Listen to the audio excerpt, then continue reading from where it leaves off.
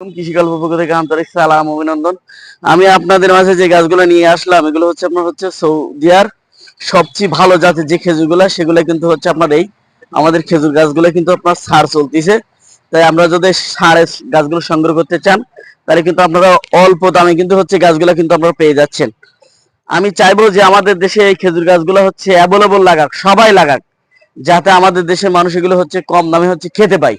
তাই আমাদের কি করতে হবে, বেশি বেশি পরিমাণ আমাদের এই গাছগুলো হচ্ছে লাগাতে হবে। সৌদির যে খেজুরগুলা আপনারা আজোয়া পেয়ে যাবেন, মরিয়ম পেয়ে যাবেন, বিভিন্ন জাতের খেজুর আপনারা কিন্তু পেয়ে যাচ্ছেন।